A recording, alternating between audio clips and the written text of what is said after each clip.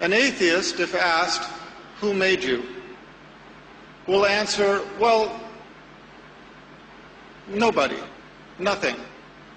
We, as a creation, are the result of the Big Bang, which brought the universe into existence, and we are the result of evolution, which brought life into existence and the diversity of life as we know it. That is the atheist answer. But does that answer make sense? I would submit that it does not, and here is the evidence. To begin with, let's look at the Big Bang. First of all, let's understand that the Islamic religion does not have any problem with the Big Bang. Islamic religion does not deny that the Big Bang happened. The Islamic religion, however, teaches that the Big Bang was under the control of the Creator. Now, which makes more sense? For us to believe that it was a random event, or that it was under the control of the Creator? To begin with, the Big Bang did not start with the explosion. The Big Bang started long before. Before the explosion, there was a primordial dust cloud, a dust cloud in the nothingness of space, which drew together as a massive hyperdense core of mass and energy, and it was that exploded. So, where did this dust cloud come from? Where did the primordial dust, where did the energy come from for this explosion? If there is one thing we know from science, it is that we do not get something from nothing. In the explosion, it was the greatest explosion in the history of our universe. It blew everything outward to the universe as we have it today, which is expanding as we know it. And yet we are to believe that this supposedly random event resulted in the perfection of the universe as we know it, whereas any other explosion results in destruction and chaos. We are to believe that the Big Bang resulted in the perfection of the universe as we know it. This is an example where science contradicts science. What do I mean by that? If you are going to explain the universe on the basis of science, you cannot have science contradicting the science that explains the existence of the universe. In science, there is a general principle called entropy.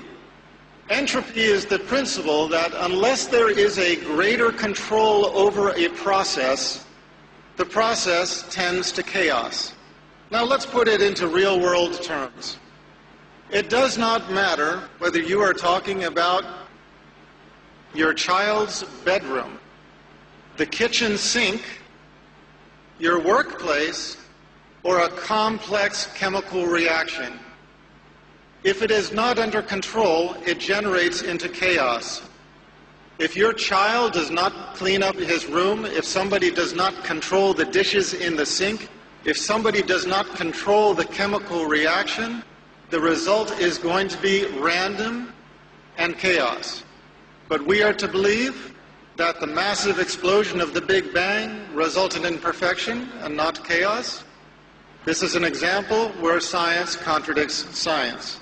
In the same way, when the atheists explain our existence as living beings, they use the example of evolution, natural selection. First, there was a single-cell organism. From the single-cell organism evolved all of life as we know it. But you know, if there's one thing that we know from our lives, it is that if you look at something, you know where it came from.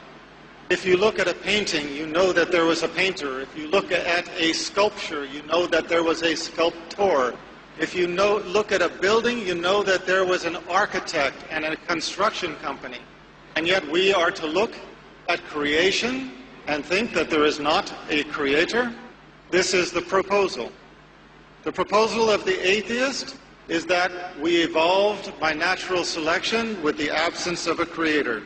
But I have a question for those who put forward this theory. Natural selection can explain a lot of things. It can explain the diversity of species. It can explain the fossil record. It can explain where the dinosaurs came from and where they went to. But how can you explain where the soul came from? If you believe in the existence of a human soul, how can you explain this as having evolved? For that matter, how can you explain life as having evolved?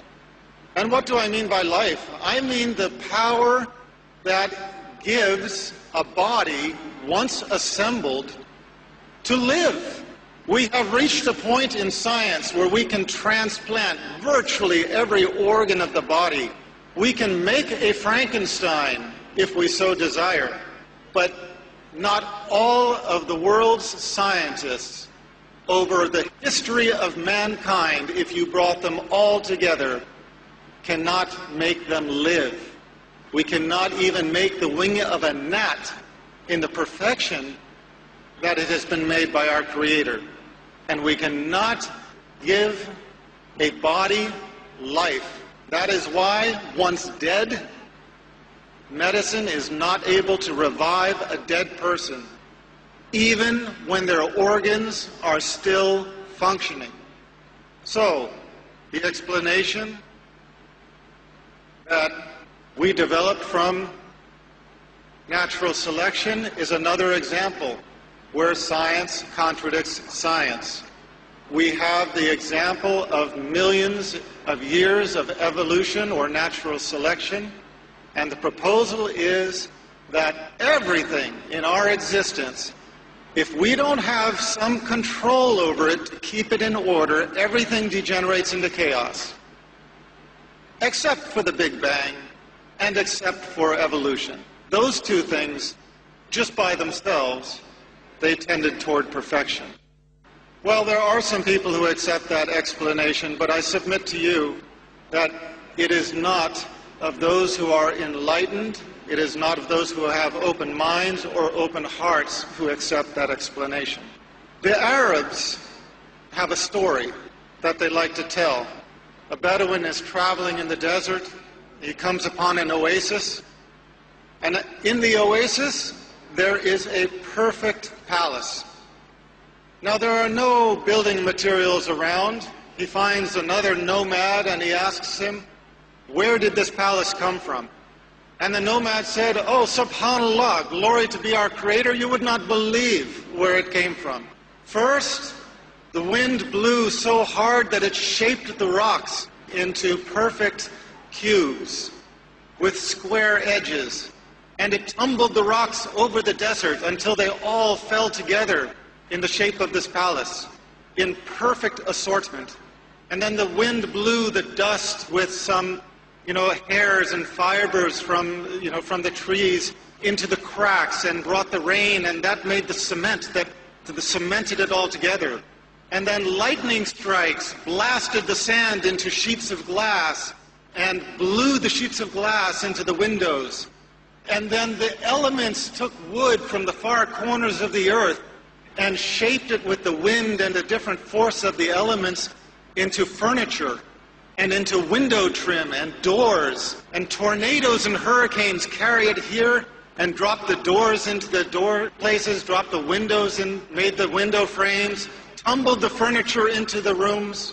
These strong winds took the fibers out of the backs of our sheep, wove them together into tapestries and carpets, and coated the floors with it. And all of this happened just in this one place on earth to make this perfect palace. When we begin thinking about it, we cannot help but roll our eyes and realize, come on, this guy is crazy. This is impossible. And yet what we are told to believe is that the Big Bang and natural selection, through the two most climactic events in the history of creation, accomplished something even greater than this.